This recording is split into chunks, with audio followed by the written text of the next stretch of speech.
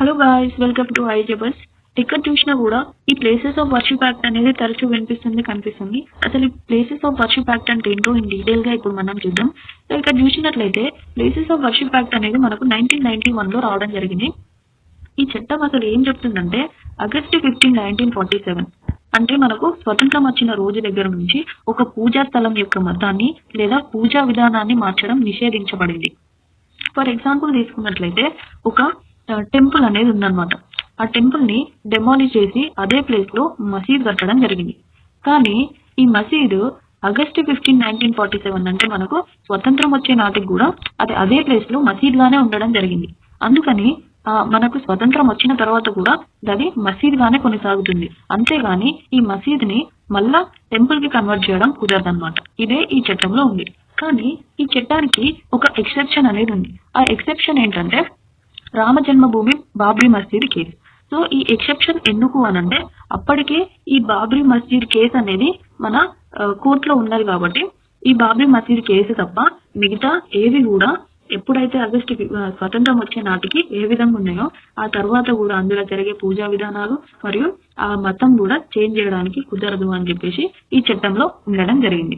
ఆ తర్వాత ఈ ఇష్యూ ఎక్కడ నుంచి స్టార్ట్ అయింది అని అంటే మనకు 2022లో జ్ఞాన్వాపి మసీద్ కేసు అనేది మనకు సుప్రీంకోర్టులో జరుగుతుంది అనమాట. ఆ టైంలో డివై చంద్రచూడ్ మన ఫార్మర్ చీఫ్ జస్టిస్ వచ్చేసి ఒక మాట చెప్పడం జరిగింది.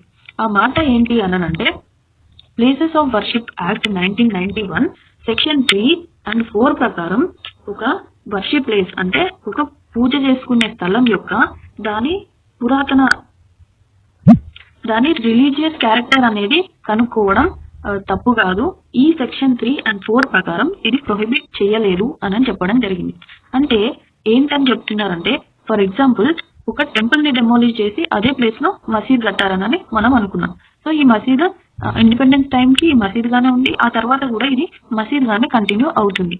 ఇక్కడ ఏం చెప్తున్నారు డివై చంద్రచూడ్ గారు, ఈ మసీద్ ని మరలా టెంపుల్ కి కన్వర్ట్ చేయడం కుదరదు. బట్ ఈ మసీద్ ఉన్న ప్లేస్ అది ముస్లిమ్స్ కి చెందిందా లేకుంటే హిందువులకు చెందిందా అని సర్వే చేసే అవకాశం ఉంది. అది ప్లేసెస్ ఆఫ్ వర్షిప్ యాక్ట్ 1991 ప్రకారం ఇది చేయొచ్చు అని చెప్పేసి చెప్పడం జరిగింది. ఈ చెప్పినంబటే ఎప్పుడైతే ఈ డివై చంద్రచూడ్ గారు ఈ మాట అన్నారో అప్పటి నుంచి లోవర్ కోర్ట్స్ లలో చాలా కేసెస్ అనేది నమోదు కావడం జరిగిందనమాట. మెయిన్ గా district courts and session courts లో. అది కూడా ఎక్కువ రాజస్థాన్ నుంచి ఆ తర్వాత ఉత్తరప్రదేశ్ నుంచే ఈ కేసెస్ అనేవి ఎక్కువగా నమోదు కావడం జరిగిందనమాట. ఆ కేసెస్ ఏమని నమోదవుతున్నాయంటే ఒక మసీద్ ఉంది.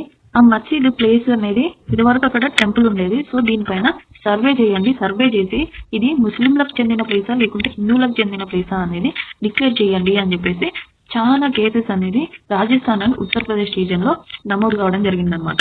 రీసెంట్ గా చంబాల్ రీజియన్ లో ఒక మసీద్ అనమాట. ఈ మసీద్ కోసం కూడా పిటిషన్ వేయడం జరిగింది. అప్పుడు కోర్టు ఏమైనా ఆర్డర్ చేసిందంటే మీరు సర్వే చేయండి ఫస్ట్ అని చెప్పేసి గవర్నమెంట్ కి ఆర్డర్ ఇవ్వడం జరిగింది.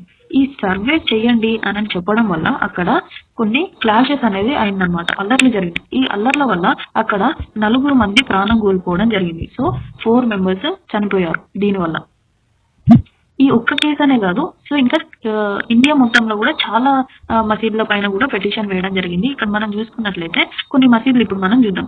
అజ్మీర్ దర్గా ఇది చాలా పెద్దది మరియు పురాతనమైన దర్గా అనమాట. ఆ తర్వాత అదే దీనికా జౌన్పురా ద షాహీ జమా మసీద్, తీలావాలా మసీద్ ఇన్ లక్నో యూపీ, శంసీ జామా మసీద్, అతాలా మసీద్, ఈద్గాహ్ మసీద్ ఇవన్నీ కూడా డిస్ప్యూటెడ్ ఏరియాస్ గా వాళ్ళు పిటిషన్ వేయడం జరిగింది. సో ఈ దర్గా కట్టడానికన్నా ముందు ఫస్ట్ టెంపుల్ ఉండేది. ఈ టెంపుల్ ని డెమాలిష్ చేసిన తర్వాతనే ఈ దర్గా కట్టడం జరిగింది. అందుకని మీరు దీనిపైన సర్వే చేయాలి అని ఈ పిటిషన్లు అన్ని రావడం జరిగింది.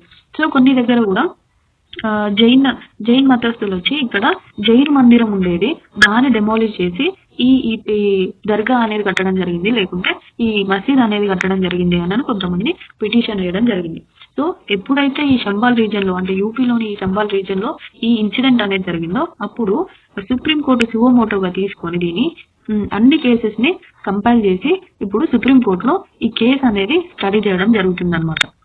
ఇది ఆల్రెడీ సుప్రీం కోర్ట్ ఈ కేసు అంతా స్టడీ చేస్తుంది కాబట్టి సో లోవర్ కోర్ట్స్ అంటే district courts and session courts లో ఏ పిటిషన్లు వచ్చినా ఫర్దర్ గా ఇంకా ఏ పిటిషన్లు వచ్చినా కూడా వాటిని ఫ్రీజ్ చేయాలి, వాటిని తీసుకోకూడదు అని చెప్పేసి కోర్టు వాటి కింద ఉన్న కోర్టులకి చెప్పడం జరిగింది సుప్రీం కోర్టు.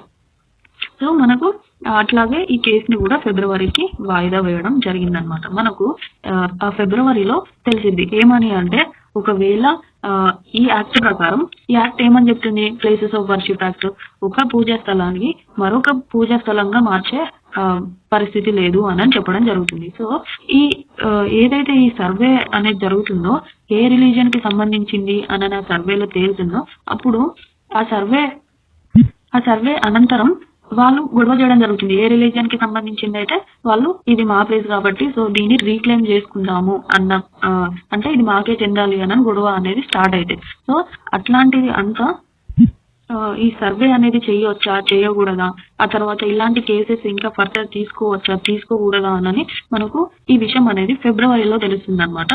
సో ఈ టాపిక్ కనుక మీకు నచ్చినట్లయితే please do like and also మనం 400 సబ్స్క్రైబర్ కి చాలా దగ్గరగా ఉన్నాం. Please do subscribe and support my channel. Thank you.